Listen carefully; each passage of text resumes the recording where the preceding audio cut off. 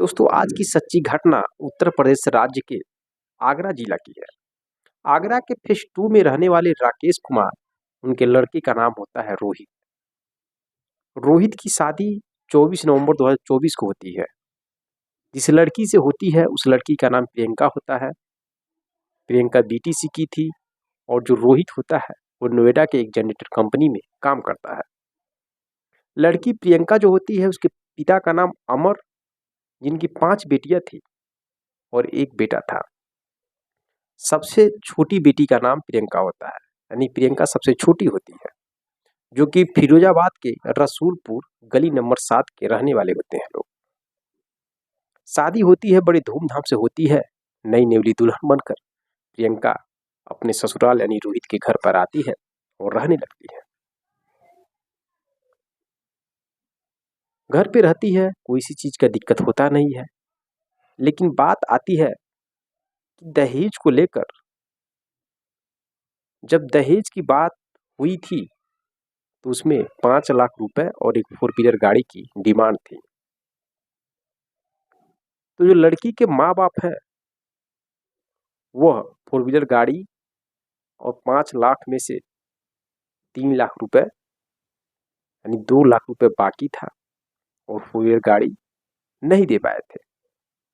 बात हुआ था कि शादी होने के बाद हम लोग एडजस्ट करके किसी तरीके से इकट्ठा करके आपको दे दिया जाएगा। शादी हो गई थी, लेकिन जब लड़की अपने घर आती है तो जिस दिन आती है उसी दिन से उस लड़की को ताना सुनना पड़ जाता है। कभी लड़का, कभी लड़की की सास, कभी लड़की के ससुर, ऐसे उसको बार बार लोग ताना मारने लगते हैं, दहेज के मैटर से लेकर 4 व्हीलर गाड़ी से लेकर। और लड़की बेचारी, उसकी जिंदगी लोग नर्क बना देते हैं। लड़की अपनी माँ को फोन करती है और बताती है कि माँ, जो दहेज का पैसा बाकी है 2 लाख और जो 4 व्हीलर गाड़ी बाकी है, उसके वजह से मुझे बहुत ताना सुनना पड़ रहा है और परिवार के सभी लोग ताना मारते हैं, उल्टा सीधा कहते हैं। यहाँ तक कि इस बात को लेकर मेरा पति मुझे कई बार मार भी चुका है। अब लड़की बात करती है अपने लड़की के जो दामाद है और जो माँ बाप है उनसे बात करती है। कहती है देखिए ऐसा है कि हम लोग 10-20 दिन का मौका दीजिए और हम लोग किसी तरह तरीके से एडजस्ट करके आपको जो 4 व्हीलर गाड़ी है, जो पैसा बाकी है 2 लाख, हम लोग दे देंगे।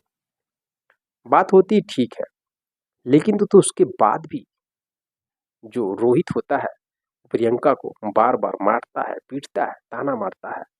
घर के सभी लोग ताना मारते हैं। अब एक दिन बुरी तरीके से उसको पीटने लगता है। पीटने के बाद लड़की बेहोश हो जाती है। उसको आनंद फानंद में हॉस्पिटल ले जाया जाता है।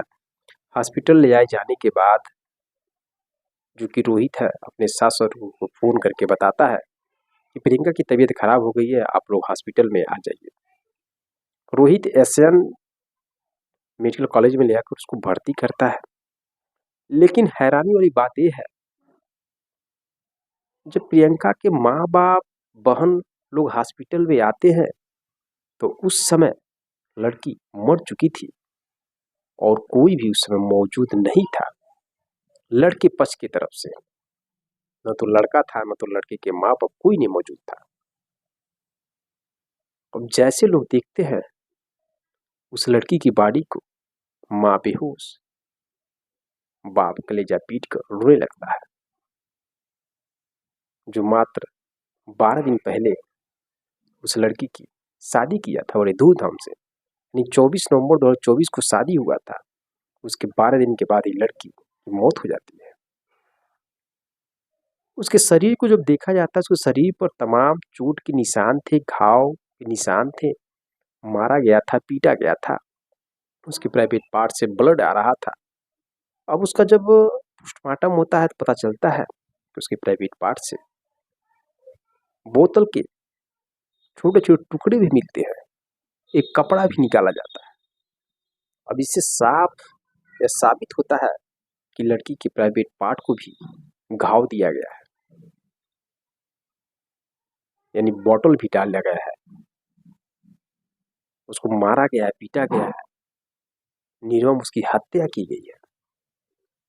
अब पुलिस जो लड़का है उसके पूरे परिवार को गिरफ्तार करती है, पूछताछ किया जाता है, जेल के अंदर डाल दिया जाता है। खैर ये पुलिस का मामला है, जो भी केस बनेगा वो सजा उन्हें तो मिलेगा ही। लेकिन सोचने वाली बात यह है कि आखिरकार उस लड़की का क्या कसूर था, जो लड़की बड़ी उम्मीद के साथ अपने जीवन को आगे बढ़ाने के लिए शादी की थी, लेकिन 12 दिन के बाद ही उसकी लोग पीट पीट कर हत्या कर देते हैं। सोचिए उस माँ के दिल पर क्या गुजरेगा, उस बाप के दिल पर क्या गुजरेगा, जिन्होंने अपनी बेटी की बड़ी खुशी पूर्वक शादी की होंगे। मेरे दोस्तों, आजकल कानून तो बना है कि दहेज लेना पाप है, लेकिन बस कानून के कागजों में होता है, रियल में आप ऐसा नहीं कर पा रहे हैं। कानून ऐसा नहीं कर पा रही है कि कोई व्यक्ति दहेज न ले। कहीं ना कहीं सरकार की भी इसमें कमी है। जो सरकारी विभाग में है वो भी लोग दहेज लेते हैं, जो नहीं है वो भी लोग दहेज लेते हैं। बस एक कानून बन गया कि दहेज नहीं लेना चाहिए, लेकिन कोई भी न तो कंप्लेन करता है, न ही सरकार इस पर कोई एक्शन लेती है, न ही कोई जांच करता है। तो सरकार को इस पर अमल करना चाहिए। दहेज की वजह से इस लड़की को मारा गया, इसकी हत्या कर दी गई है। न जाने कितनी लड़कियों की हत्या हो जाती है, कितनों को मौत के घाट उतार दिया जाता है, कितनी लड़कियों की शादी सही से नहीं हो पाती है मात्र दहेज के लिए। तो कहीं नहीं सरकार की भी इसमें गलती है।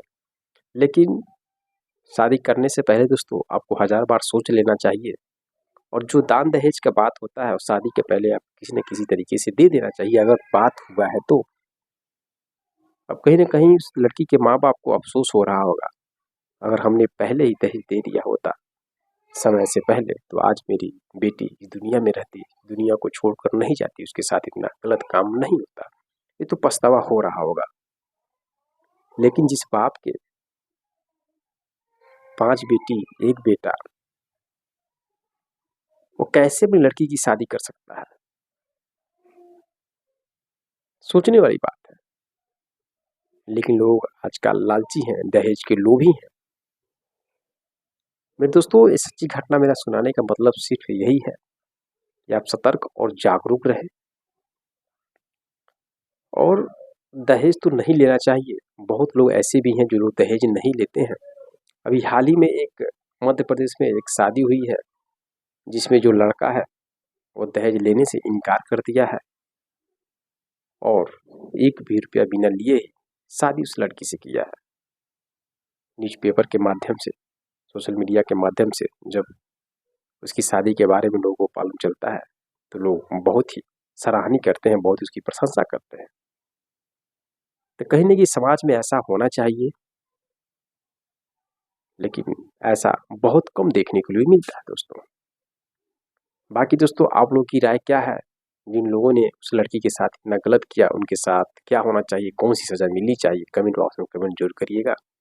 मिलते हैं नेक्स्ट वीडियो में नेक्स्ट कहानी के साथ, तब तक के लिए जय हिंद, जय भारत।